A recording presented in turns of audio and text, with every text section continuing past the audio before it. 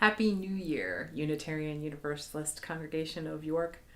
I'm the Reverend Jen Raffensperger, coming to you with our little fireside chat of a minister's monthly message for January 2022. To begin with, I need to speak about today's anniversary. This message is coming to you on January 6th, 2022, 1 year exactly since the armed insurrection at the United States Capitol building. Today, we are still struggling with a divided nation where facts can be questioned and rejected, where conscientious people watch with alarm as the rough drafts of history being formed daily on social media do not align with the truth that we know or feel.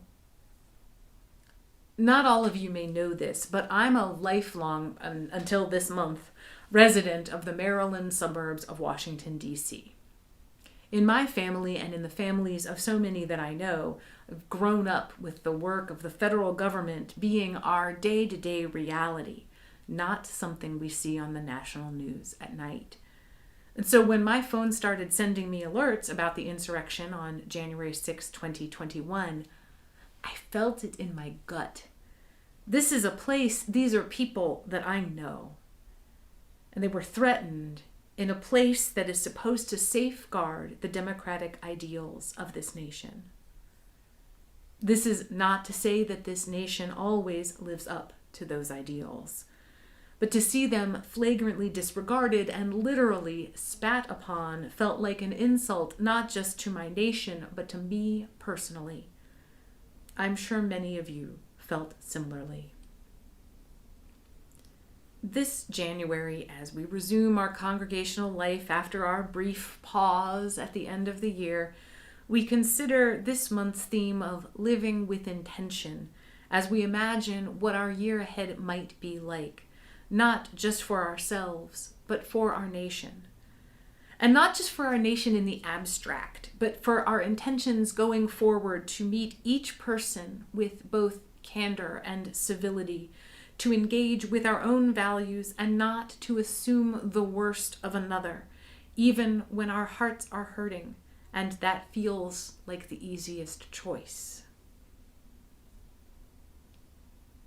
And it's traditional at this time of year to make some choices about the year ahead. Author Neil Gaiman writes a wish at the start of every new year, and his wish from 10 years ago, at the very start of 2012, feels as resonant as ever. You may have seen it in a meme or posted online. 10 years ago, Neil Gaiman wrote, "I hope that in this year to come, you make mistakes." Because if you're making mistakes, then you are making new things, trying new things, learning, living, pushing yourself, changing your world. You're doing things you've never done before. And more important, you're doing something. So that's my wish for you and all of us, and my wish for myself. Make new mistakes. Make glorious, amazing mistakes. Make mistakes nobody's ever made before. Don't freeze. Don't stop. Don't worry that it isn't good enough or it isn't perfect, whatever it is. Art or love or work or family or life. Whatever it is you're scared of doing, do it. Make your mistakes next year and forever. And to those words, I say amen. They are as relevant today as they were a decade ago. Whether you make resolutions or not, whether you select a word of the year or not, whatever your traditions and observances of the new year, I hope you make room for mistakes, yours and those of others. If we intend to make mistakes with laughter, to realize how much we're learning when we decide or don't decide, when we act or don't act, in the moment we realize we should have taken the other path, let that moment lift our hearts with knowledge gained and not bow our heads with shame. Let us center ourselves to accept the growth and change that comes from mistakes, Let us not lose sight of all the incredible potential within ourselves, within this nation, because we make mistakes. Let those mistakes be an invitation to learning, growth, and change. So may it be. And now a few highlights for the month of January. First of all, let me express my thanks to the hard work being done by our COVID Safety Task Force and our Regathering Task Force, who are asking the hard questions about when and how we can safely be together with one another in community. As you may know, York County is not alone in experiencing a serious surge in COVID cases. The board and our 2 task forces and the UUCY staff are all taking this situation seriously.